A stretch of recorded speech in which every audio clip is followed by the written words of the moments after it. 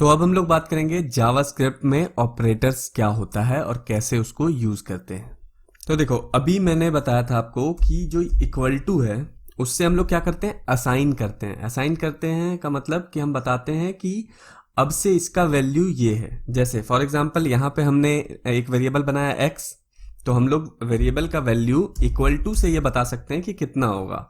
तो मान लो अभी मैं 10 देता हूं, तो ये इसको बोलते हैं असाइनमेंट ऑपरेटर। ठीक है, अब देखो, अभी मैं आपको बता देता हूं, ऐसे तो अभी जरूरत नहीं है, बट ये इक्वल टू का साइन है। बट प्रोग्रामिंग में इक्वल टू, देखो ये तो असाइनमेंट के लिए यूज हो गया कि किसी भी चीज को कोई वैल्यू असाइन करना है तो इक्वल टू यूज कर लेंगे। तो जब चेक कर रहे होंगे कि ये दोनों इक्वल है या नहीं, एक्स इक्वल टू वाई, ठीक है, ये कैसे चेक करेंगे, x इक्वल टू वाई है या नहीं, ये कैसे चेक करेंगे। इसका मतलब देखो, अभी सिंगल इक्वल टू का मतलब होता है कि x जो y में जो वैल्यू है वो x को दे दो। ठीक है, जो y है वही अब x भी होगा।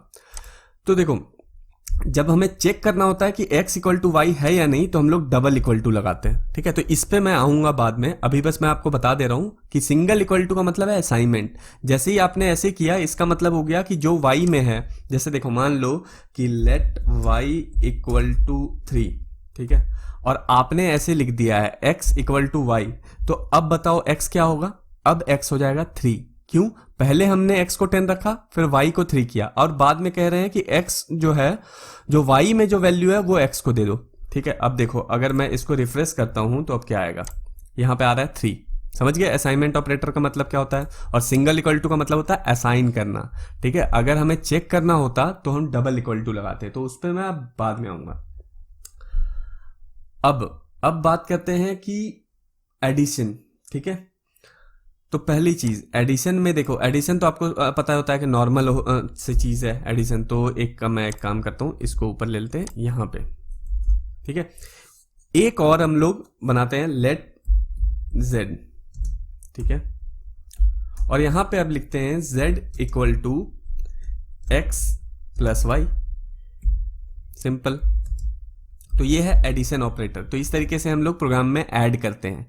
तो अब यहां पे लॉग कराएंगे हम लोग z को। ठीक है, तो अब अगर मैं रिफ्रेश करूं तो क्या होगा, 13 हो जाएगा, क्योंकि 10 और 3 13 ही होता है। देखो, 10 और 3 13 होता है। अच्छा, अब मैंने आपको क्या बताया था वेरिएबल बनाते वक्त, कि वेरिएबल हम तब बनाते हैं जब हमें उस चीज को रेगुलर रखना होता है। ठीक है, मतलब उस चीज को बार बार हमें यूज करना है। मान लो अब मुझे यहाँ पे 3 ऐड करना था, तो मैं 3 को वेरिएबल में नहीं लूंगा, मैं डायरेक्ट ले लूंगा अगर 3 का कोई काम नहीं है तो। ठीक है, तो भी काम करेगा ये। अब अगर मैं जाके यहाँ पे रिफ्रेश करता हूं तो भी 13 है। ठीक है, तो हम लोग ऐसा करेंगे, वेरिएबल तभी बनाएंगे, याद रखना, वेरिएबल तब बनाते हैं जब हमें कोई चीज को स्टोर करना है, उसको मैनिपुलेट करना है। मैनिपुलेट करने का मतलब क्या होता है, चेंज करना किसी भी तरीके से। ठीक है, फिर से स्टोर करना, उनको बोलते हैं वेरिएबल बनाएंगे। ठीक है, ऐसे अगर नॉर्मल डिजिट ऐड करना है 1 से या 2 से, तो डायरेक्ट भी कर सकते हो।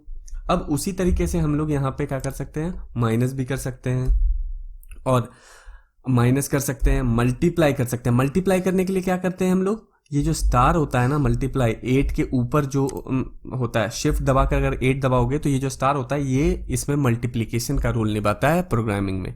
तो अब अगर आप इसको रिफ्रेश करोगे तो ये हो जाएगा 30। ठीक है, उसी तरीके से डिवीजन के लिए आप स्लैश यूज करोगे, तो डिवाइड करोगे 10/3, तो देखो क्या आता है आपको, 3.333 आ गया। अब एक और ऑपरेटर होता है इसमें, मॉड्यूलर।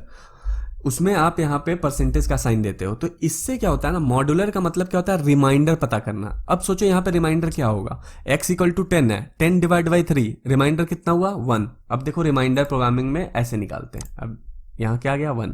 तो इसको बोलते हैं मॉड्यूलर ऑपरेटर, बट ये रिमाइंडर निकालता है।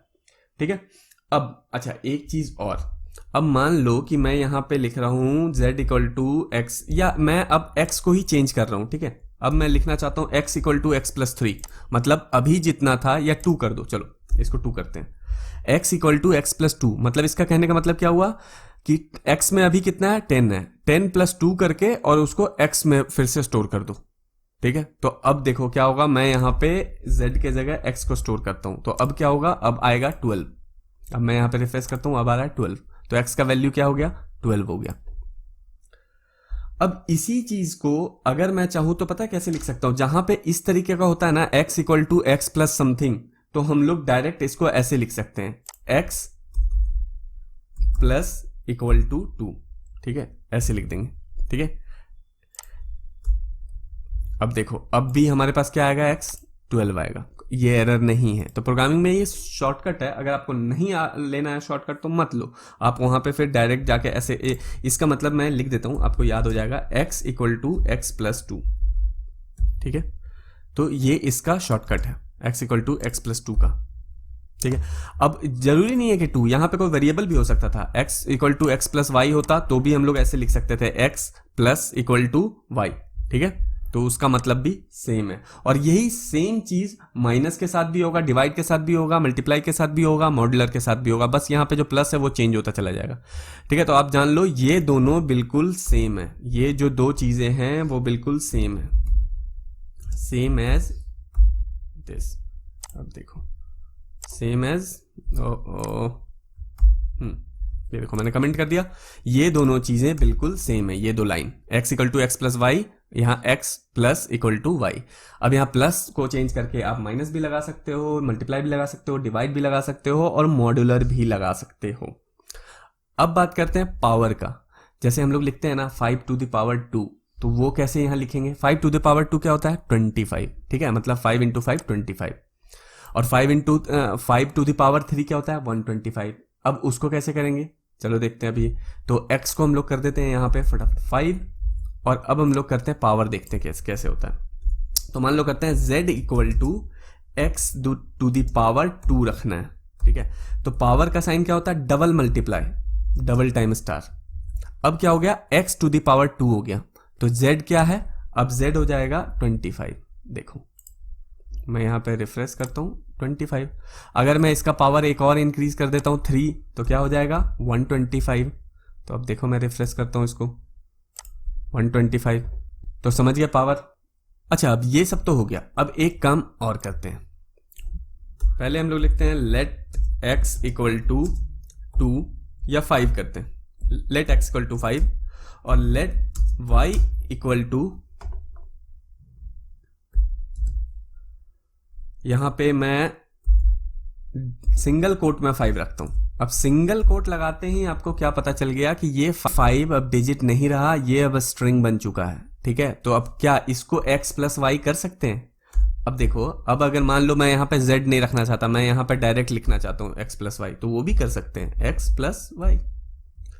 अब देखो क्या होगा, पहले एक काम करता हूं, मैं यहाँ पे 5 नॉर्मल रहने देता हूँ, ठीक है, x equal to 5, y equal to 5। अब देखो लॉग करते हैं, क्या आता है 10। अब यहां पे मैं इसको सिंगल कोट में ले लेता हूं, अब क्या आएगा बताओ, अब आएगा 55। क्यों, क्योंकि ये देखो ये है स्ट्रिंग, ठीक है। अब स्ट्रिंग जब ये है तो ये तो इसके साथ प्लस हो ही नहीं सकता, स्ट्रिंग और नंबर दोनों कभी एडिशन हो सकता है, नहीं हो सकता। तो जावास्क्रिप्ट क्या करता है कि जब भी आप स्ट्रिंग के साथ नंबर को कुछ भी करने की कोशिश करते हो ना, खास करके ऐड करने की कोशिश करते हो, जब प्लस लगाते हो तो क्या होता है, देखो मैंने पहले आपको क्या बताया था, शायद मैंने आपको पहले नहीं बताया था ये बात, बट अब देखो, अब मैं आपको बताता हूं इससे पहले। अब यहाँ पे पहले इसका आउटपुट देख ही लेते हैं, ठीक है, इसका आउटपुट क्या होता है। मैं यहाँ पे रिफ्रेश करूंगा, ये हो गया 55। क्यों 55 इसलिए हुआ क्योंकि ये y है स्ट्रिंग और ये है नंबर, ठीक है, नंबर है और ये है एक स्ट्रिंग। स्ट्रिंग का मतलब टेक्स्ट होता है, ठीक है, प्रोग्रामिंग में हम लोग उसको स्ट्रिंग बोलते हैं। तो देखो जब भी जावास्क्रिप्ट को आप स्ट्रिंग प्लस नंबर करते हो तो वो दोनों को पहले स्ट्रिंग में कन्वर्ट करता है और उसके बाद एज ए स्ट्रिंग जोड़ता है, ठीक है। तो इसमें अब एक चीज आपको और पता चला होगा कि दो स्ट्रिंग को कैसे जोड़ सकते हैं। अब देखो मान लो यहां पे मैं लिखता हूं let z a equal to hello hello, और यहां पे लिखता हूं let b equal to world.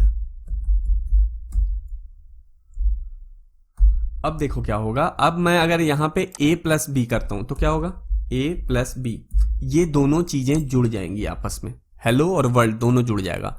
तो जावास्क्रिप्ट में दो स्ट्रिंग मतलब दो टेक्स्ट को जोड़ने के लिए भी हम लोग प्लस का यूज करते हैं।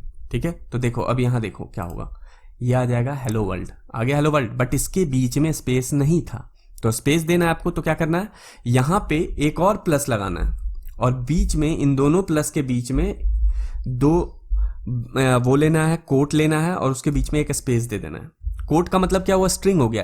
देखो ए स्ट्रिंग था, जब डबल कोट हमने दो लगाया तो वो भी स्ट्रिंग है, बी भी स्ट्रिंग है, तो तीनों स्ट्रिंग आपस में जुड़ जाएगा। अब क्या होगा, अब हेलो वर्ल्ड के बीच में एक स्पेस आ जाएगा। देखो आ गया। तो आपको पता चल चुका होगा कि किस तरीके से हम लोग दो स्ट्रिंग को जोड़ते हैं जावास्क्रिप्ट में। अब वही चीज यहां पे हुआ था, हुआ ये कि हमने एक स्ट्रिंग को एक नंबर से जोड़ा, तो जावास्क्रिप्ट ने कहा कि स्ट्रिंग को तो नंबर से नहीं जोड़ सकते, लेकिन स्ट्रिंग को स्ट्रिंग से जरूर जोड़ सकते हैं। तो उसने क्या किया, इस नंबर को स्ट्रिंग में कन्वर्ट कर दिया। अब स्ट्रिंग में कन्वर्ट किया तो 5 को एज अ स्ट्रिंग जोड़ रहा है और 5 को एज अ स्ट्रिंग जोड़ रहा है, तो क्या होगा, 55 ही होगा ना। जैसे देखो अगर मैं यहाँ पे x ले लेता हूं और यहाँ पे y ले लेता हूं तो क्या होगा, वो इसको क्या कर देगा, 5 स्पेस 5 स्पेस 5। ये बहुत ही टेक्निकल चीज है, ये अक्सर इंटरव्यू में पूछा जा सकता है, या कोई भी अगर टफ जगह पे आप कोई एग्जाम दे रहे हो तो वहां पे जावास्क्रिप्ट में अक्सर ये फंसाने के लिए कोशिश किया जाता है लोगों को। ठीक है, वो सिर्फ इतना बता देंगे, ये स्पेस नहीं देंगे, वो x प्लस वाई कर देंगे, यहाँ पे स्पेस ना देके यहाँ पे सिर्फ x प्लस वाई दे देंगे। ठीक है, तो वो आपको बताना रहेगा। ठीक है, तो यहाँ पे हो जाएगा 55। ठीक है, अब ये जो 55 हुआ था ये भी नंबर नहीं था, ये भी स्ट्रिंग में कन्वर्ट हो चुका है। ठीक है, तो ये चीज आपको याद रखना है कि दो स्ट्रिंग को कैसे जोड़ते हैं वो मैंने आपको दिखा दिया, प्लस से ही जोड़ते हैं, और दो नंबर को भी प्लस से जोड़ते हैं। जब स्ट्रिंग और नंबर को जोड़ने की कोशिश करेंगे तो जावास्क्रिप्ट दोनों को स्ट्रिंग में कन्वर्ट करेगा फिर जोड़ेगा। अब नेक्स्ट हमारा एक और चीज है, अब देखो अब हम लोग सिर्फ x को रखते हैं। ठीक है,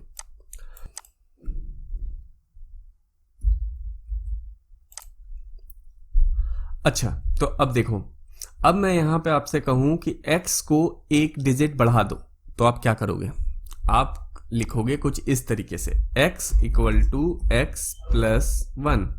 ठीक है, अब ये एक डिजिट बढ़ चुका है। अब अगर मैं x को कंसोल डॉट लॉग कर रहा हूं तो क्या आएगा, यहां पे आएगा 6।